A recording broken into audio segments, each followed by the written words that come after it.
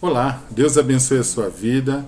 Vamos à reflexão de número 11 no livro de Josué. Estamos agora no capítulo 3. Hoje nós vamos ler o versículo 1 e o versículo 2. A leitura será feita na Bíblia NVI. Diz assim a palavra do Senhor: De manhã bem cedo, Josué e todos os israelitas partiram de Sitim e foram para o Jordão, onde acamparam antes de atravessar o rio. 3 dias depois, os oficiais percorreram o acampamento. Glória a Deus pela leitura da sua palavra, amém. É um momento, inclusive, né, que nós acabamos de ler agora, um momento de grande bênção, né, porque veja bem, esse povo, ele ficou 40 anos ali vagando no deserto. E agora eles estão diante da terra prometida. E o primeiro obstáculo que se apresenta nesse processo é o Rio Jordão. E o capítulo 3 vai tratar exclusivamente da travessia do Rio Jordão. E nessa primeira fatia aqui, na reflexão de número 11, nós vamos refletir um pouco sobre o versículo 1 e o versículo 2. No versículo 1, Josué pega, né, ele narra o momento em que Josué pega o povo ali em Sitim e leva até o Rio Jordão, onde eles param diante do Rio Jordão e já estão visualizando a terra prometida e a cidade de Jericó. Né? Então você imagina, o povo está ali já se preparando para essa travessia. E interessante que o texto começa dizendo, na minha tradução aqui, né, na NVI, falou de manhã bem cedo, mas na maioria das traduções vai falar de madrugada. E eu quero falar um pouquinho sobre essa questão da madrugada. Né?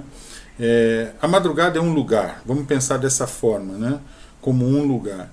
Um lugar onde existe mais silêncio, tem menos ruído, um lugar onde a maioria das pessoas estão dormindo, então você tem aí uma privacidade maior. Josué, inclusive, na estratégia de mover o povo de Sitim até o Jordão, ele faz isso na madrugada, ainda escuro. Então veja bem, ele leva o povo com um percentual de segurança muito maior. Né? Então ele se aproveita desse benefício da madrugada. E pensando como um cristão, falando de uma ferramenta muito importante que é a oração, né? Deus instrumentalizou a sua igreja com essa ferramenta a oração, e a palavra ela nos exorta dizendo que nós devemos orar o tempo todo, né? Que nós devemos estar em constante oração, que a casa do Senhor será chamada para sempre casa de oração. Então a oração não é só uma ferramenta, mas é aquilo que Deus espera que todo cristão tenha como prática diária na sua vida. E pensando um pouquinho nessa ferramenta da oração, olhando para esse dia de 24 horas, e para esse lugar chamado madrugada, na maioria dos contextos familiares, hoje a gente tem casas onde as pessoas se comunicam, falam, muito aparelho ligado, é muito ruído fora e dentro da casa, muito barulho. Então assim, não estou falando que a oração da madrugada é mais poderosa, não é isso. Mas é que você tem uma privacidade muito maior. É claro que existe contexto onde a pessoa tem essa privacidade de manhã, à tarde, à noite. Então, aproveite esse cenário, construa aí um altar de oração para Deus, né? Consagre a sua vida nesse contexto em termos de oração. Mas na maioria das vezes, o que sobra para a gente é a madrugada. Então, a madrugada é um momento que você pode definir como o melhor momento para você orar. E pensando até vamos fazer uma analogia, pensando no bolo, né? Quando um aniversariante, ele está comemorando ali o seu aniversário, quando ele parte o bolo, aí tem sempre aquela coisa cultural, a primeira fatia para aquele que você mais gosta, né? Então a madrugada ela acaba sendo a melhor fatia nesse cenário, né? Claro que existem as exceções, mas ela é a melhor fatia do dia. E oferecer isso a Deus, entregar isso a Deus, é dizer eu amo a Deus acima de todas as coisas, né? Porque a expressão na questão do bolo, da analogia, é isso, é o primeiro pedaço para a pessoa que você mais ama, né? Então, fazendo uma analogia aí com a questão da oração, né? Até porque também é um momento que você tem uma entrega maior. Porque na oração nós já temos uma batalha na mente muito grande. Quando você entra no cenário da oração, você está levando uma mente carregada de preocupações e tantas coisas. E às vezes você tem uma batalha tão grande na mente. Tem pessoas que se dobram para orar ao Senhor, até conseguir vencer esse obstáculo da mente, das preocupações, ele gasta ali um tempo, né? Até que ele consegue se render, tirar mesmo a sandália dos pés e acessar esse lugar santo para falar com Deus, né? E quando você está fazendo isso, nada melhor do que o melhor momento, o momento onde tem menos barulho, maior número de. Tem um maior silêncio, vamos dizer assim, né?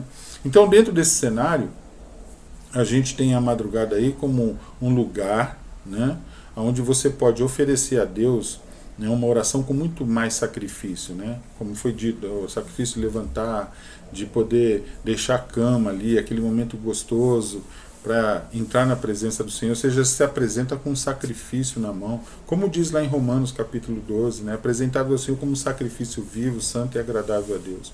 Então eu queria deixar esse primeiro momento falando dessa madrugada, né, que é um lugar importante para você orar, é um lugar muito bom para você construir um altar de oração para Deus. E é interessante também nesse cenário que para você viver esse contexto, para você preparar isso para Deus, preparar esse culto, esse altar para Deus na madrugada, você precisa dormir mais cedo, para encontrar forças para acordar na madrugada. E com isso você ajusta a sua noite, aonde a lógica do mundo, na estratégia do inimigo, o que ele fez? Ele sobrecarregou o mundo com tantas informações, com tantos entretenimentos, tem a televisão e as suas programações às vezes muito pesadas da noite, né, onde a audiência ela libera mais, né, e a pessoa acaba entrando em contato com tantas coisas desnecessárias que são prejudiciais para a alma, para a mente, né, para o coração de um cristão. E tem gente, tem cristão, tem parte da igreja que está aí na mesma lógica do mundo, ficando acordado até tarde. Aí você cansa os olhos, cansa o corpo, né? Aí você, quando você já vai deitar, você já deita com muito cansaço. Aí quando vai dormir, só acorda, aí acorda mais tarde. E aí você já acorda num momento em que o dia todo já está em movimento. E aí, o que acaba acontecendo? Resumo disso: muitos cristãos não têm vida de oração, não têm leitura bíblica diária, medita na minha palavra de dia e de noite, não tem esse cenário. E aí a expressão é: eu não tenho tempo. Não é que não tem tempo, falta disciplina. Esse discurso de não ter tempo é a maior vitória do inimigo, porque ele está trabalhando para roubar o tempo da vida das pessoas. Porque o que nós temos de mais precioso na nossa vida? O tempo que Deus nos deu. E desse tempo, uma parte dele é para o Senhor. É uma parte que você se volta só para Deus, né? Você se coloca diante do Senhor. Então, a gente tem que também pensar nesse contexto, né? De que você se disciplinando, podendo dormir um pouco mais cedo, você traz mais saúde para o seu corpo, você se livra, você tem um livramento muito maior, porque você deixa de comer dessa mesa que é servida, na maioria das vezes à noite. É claro que tem, aí não é só televisão, é questão de internet, celular, onde a pessoa está ali se conectando, né, de forma mundial, a globalização no modo geral, essas conexões, as redes sociais, tudo isso são chamados de aceleradores do tempo, onde você começa a mexer, daqui a pouco você fala: nossa, eu não acredito que já é essa hora, né? O tempo passa muito rápido, por isso apelidado aí de aceleradores do tempo. E isso é uma artimanha maligna, porque ele roubando o tempo das pessoas, as pessoas não vão ter tempo para se voltar a Deus. E aí nós temos que tomar essa decisão, que é muito importante na nossa vida, né? Lembrando aí dessa ação de Josué na madrugada, você também tem aí um desafio de montar uma estratégia na sua vida, de forma que você possa oferecer o melhor para Deus, dar a primeira fatia para o Senhor, se apresentar diante do Senhor com sacrifício, ter um momento muito mais reservado, um momento de maior silêncio, um momento onde as coisas estão desconectadas, desligadas, e você consegue ter uma privacidade maior com o Senhor, né? E isso é muito importante, isso é uma bênção grandiosa. Então, no primeiro versículo, nós vamos ver esse cenário aí, né? O povo se movendo nesse cenário da madrugada. E no segundo versículo, nós vamos ver aí essa questão do povo que para diante do Rio Jordão e fica ali 3 dias aguardando. E ainda dentro desse cenário que nós estamos falando, nós vamos ver um ponto importante aqui, né? Essa coisa de nós esperarmos no Senhor, de nos ajustarmos ao tempo de Deus. E às vezes você se ajustar no tempo de Deus, você tem que silenciar a sua vida, você tem que pisar no freio, você tem que esperar no Senhor. Não é assim o contexto do mundo. Nesse contexto do avanço tecnológico, a comunicação ganhou muita velocidade, as pessoas se comunicam muito rápido, os aparelhos, os eletrônicos, né, que fornecem, que dão condição a isso, fazem com que as pessoas fiquem conectadas o tempo todo. E aí o que acontece? Como nós já falamos aqui, não só a questão de você ter o tempo da sua vida roubado por essas coisas, mas também o mundo ensina o ser humano, disciplina o ser humano a não pisar no freio, a não dar esse tempo para o Senhor. E as coisas com Deus, elas não funcionam na lógica do mundo. Infelizmente, tem uma parte da igreja que está vivendo essa lógica, que está se colocando diante de Deus com essa lógica do mundo. Então ele ora, já quer o resultado rápido, porque tudo é muito rápido, as coisas não tem, ele não consegue se disciplinar, não consegue entender como que funciona a agenda de Deus, né? A forma como Deus trabalha. Ele não consegue pisar no freio e esperar. Então, às vezes, está precisando tomar uma decisão rápida na vida, vai lá, ora a Deus e já corre para tomar a decisão. E aí, depois dá tudo errado, ele se volta até contra Deus. Mas, Senhor, eu orei, eu sou seu servo. E, na realidade, as coisas não funcionam dessa forma. Nós temos que aprender a pisar no freio, a entrarmos no tempo de Deus. E o tempo de Deus, a velocidade de Deus na vida do cristão é diferente dessa velocidade que o inimigo imputou no mundo. Como diz as Escrituras, o mundo jaz no maligno. Nós andamos numa outra velocidade. Então ali eles ficaram 3 dias, né? Esperando no Senhor ali, né? No versículo 3 nós já vamos ver que depois de 3 dias aguardando, sem nenhuma informação, os oficiais vão para o meio do povo e começam a instruir como que é essa passagem. E essa questão do 3 dias também, né, nos levam a cenários, a uma reflexão importante aí. Nós vamos ver alguns contextos da Bíblia, por exemplo, a de Paulo mesmo, que quando teve aquele encontro com Jesus, ele perdeu a visão, ficou 3 dias assim. Aí ele falou, não vou comer, não vou beber até que esse cenário se resolva. E aí, quando os olhos de Paulo foram abertos, o caminho mudou. Olha que interessante, né? 3 dias ele tem até dá para a gente até entender aí um significado. Jonas também passou por isso. Jonas estava fugindo do plano de Deus, fugindo da presença de Deus. Depois ele é engolido por um peixe, né? E aí o peixe solta ele ali em Nínive. E quando ele cai ali, depois ele ficou 3 dias, 3 dias no ventre do peixe. Quando ele é jogado ali naquela ilha, naquele lugar, em Nínive, né? O caminho já é outro, a direção é outra, né? Jesus também, depois da sua morte na cruz, ficou 3 dias, depois de 3 dias ressuscitou. E aí o plano de Deus se apresenta à humanidade. Então, quando a gente olha para a Bíblia, parece que 3 está muito ligado a essa questão, né? 3 dias e depois a apresentação de um novo caminho, de uma nova direção.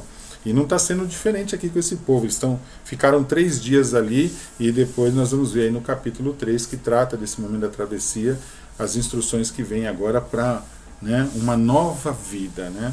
Agora desfrutando das bênçãos de Deus, dentro do plano de Deus, do propósito de Deus. E para nós fica essa reflexão, né? Nós temos que desacelerar, nós temos que ter tempo, nós temos que entrar na agenda de Deus, no tempo de Deus, né? E quando o cristão aprende a esperar, ele cai em promessas, como os que esperam no Senhor jamais serão confundidos.